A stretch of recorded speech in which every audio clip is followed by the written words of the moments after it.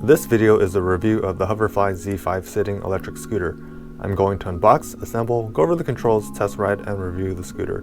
The Z5 has a 400 watt rear hub motor with a max speed of 15.5 miles per hour or 25 kilometers per hour, twist throttle, 36 volt, 7.8 amp hour battery with a range of up to 18.6 miles or 30 kilometers, front and rear drum brakes, 14-inch pneumatic tires, headlight, taillight, adjustable rear suspension, and weighs 39.6 pounds or 18 kilograms. Additional specs can be found in the description section below.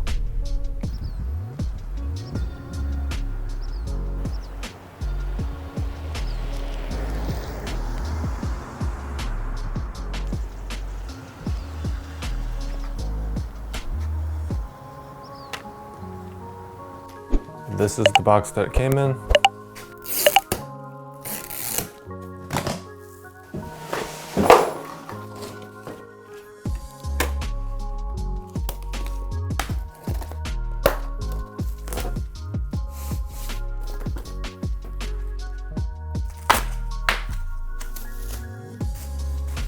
This was everything inside the box. Inside this box, we have a phone holder. This is the charger. There is an Allen key, a quick start guide. Before first use, fully charge your scooter. When the brick is red, it's not fully charged. When it's green, it's fully charged. If you need help, you can email them at the email address here. There's a clip of some sort. This is the user manual, and then this other piece of paper that says, do not return this product to the store. You can contact them here. This is the stem folding mechanism. Pull the stem forward, and then you pull this lever in until it clicks. You can't open this lever unless you push this up and then pull that down.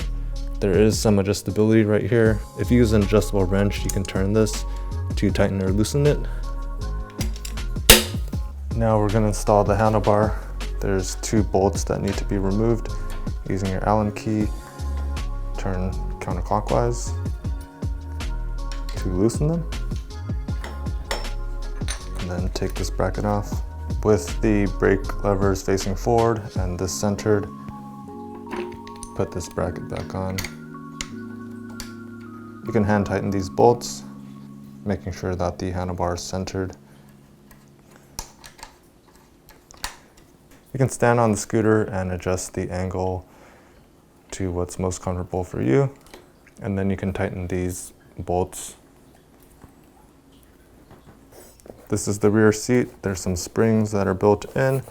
If you loosen these 2 nuts, you're able to shift the seat about maybe ½ an inch. To install the seat post, pull this lever.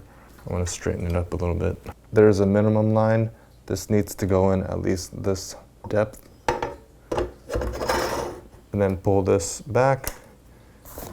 If it's too loose like it is right now, you can pull the lever out and turn this clockwise where it's slightly difficult to close but able to close, and where the seat does not move. To install the basket, we are going to use the Allen key to remove 4 bolts. There's going to be a bolt and a washer. Hold on to both of these.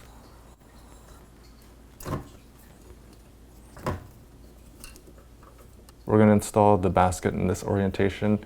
There's the supporting bracket on the top and then a little bit towards the middle. If you try installing it the other way, if the seat goes any lower, then it might interfere with the springs. We're going to take our bolt and our washer and put it over the basket. And I'm just going to thread these by hand. Make sure that the basket is centered, then you can take your Allen key and tighten all of them.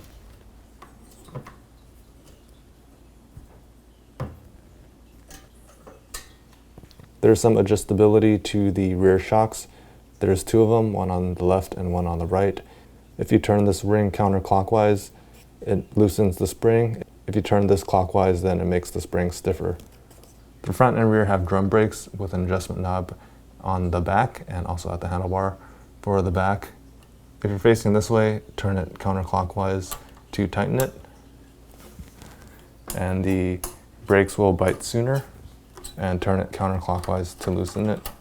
You can also turn this knob counterclockwise to increase the tension in the brake line so that the drum brakes bite sooner, and then this other one just holds it in place so it doesn't accidentally get loose. This is the front brake and that's the rear brake. The charging port is right here behind this piece of rubber. Plug one end into the scooter and then plug the other end into an outlet. I'm not by an outlet right now, but I'm going to demonstrate with this portable battery pack. And this light will be red. When it's fully charged, it'll turn green.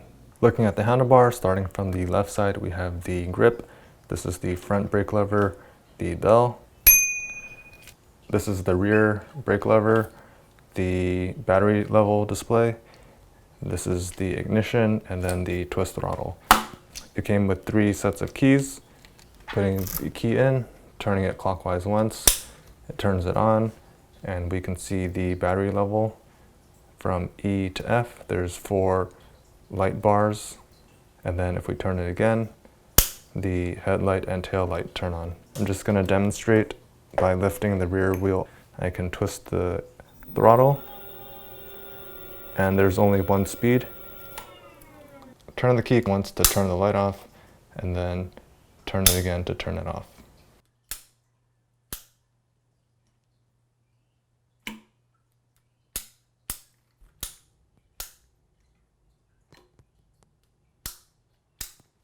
I'm going to test acceleration and max speed. It's pretty simple. There's only 1 gear.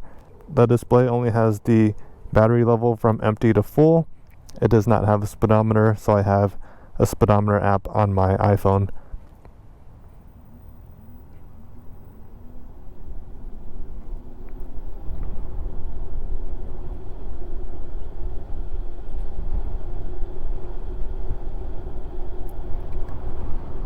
And it looks like we're topping off at 16 miles per hour. Next, I'm going to test the brakes by hitting the max speed and slamming on the brakes at this first cone. Brakes are pretty good. The front tire stopped right there. This is about 8 feet. There's front and rear drum brakes. There's some adjustability right here and on the other side as well. There's also some adjustments right here, and out of the box they feel a little mushy. If you can see the brake lever distance, nothing happens until around here, and then there's like some bite.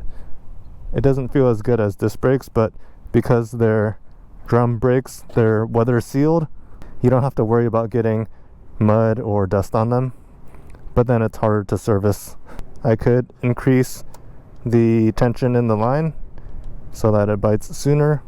I can just keep playing with this and this until it doesn't rub, and right away I improved it from down here to about right here. Moving on to the review of the Hoverfly Z5 electric scooter. The thing I like most about this electric scooter is the design. I'm a big fan of sitting electric scooters. It beats having to stand on the board the entire time. It's just very comfortable. The seat has a lot of cushion, as you can see here. There's springs built in, and then this is the minimum seat height. There's about 6 to 8 inches of seat posts still in here, so you could raise it about another 5 to 6 inches because there's a minimum embedment that needs to be inside here. There's also a basket, there's tail lights, headlights, there's adjustable shocks in the rear to make the ride stiffer or softer. There's a huge board that's pretty wide, and it has like the skateboard grip on it. The stem also folds, so if you need to save space and transport this in your car, you can. You can take the rear seat post off, you can fold this down, and it takes up less space. And then there's 14-inch pneumatic tires, so even though it doesn't have a shock, you can decrease the tire pressure to make the ride a little softer. There's just regular drum brakes on the front and rear, and it's nice because they're weather sealed. You don't have to worry about mud and water getting into the brakes like disc brakes. The display is very simple. It just shows the battery level, and then here's the twist throttle. You can also turn it off, on, or turn the light on. Just a very simple design. There's only 1 gear as well. For the suggestions, it would have been nice if they had a display telling you what your current speed was. I had to use the speedometer app on my phone, but luckily they gave you a phone holder. The display is pretty basic. It just tells you the battery level. It doesn't tell you any more information like your current trip, odometer, or anything else. And then the brakes just feel okay. I did play around with the brake adjustments so that there's enough tension in the cable where the drum brakes started grabbing, and then I backed it off about half a round. Out of the box, it started biting down here, but now it bites a lot sooner. So this is the best it's gonna be. That way I have minimal travel before it starts rubbing. I was able to get 16 miles per hour max speed. It would have been nice if I was able to get 18 or 19 miles per hour. It also would have been nice if they had cruise control. The scooter just works. I don't really have any other suggestions. Currently, the scooter is $449.99 on their website. It's also for sale on Amazon. A link for the product will be in the description section below with potential discounts. It comes in a few different colors. There's black, there's white, there's yellow, and blue. And that's pretty much it for the review. Please like this video if you found it helpful. Feel free to leave questions or comments in the comment section below. And if you want to see more videos like this, please subscribe to my channel. Thank you guys for watching, and take care.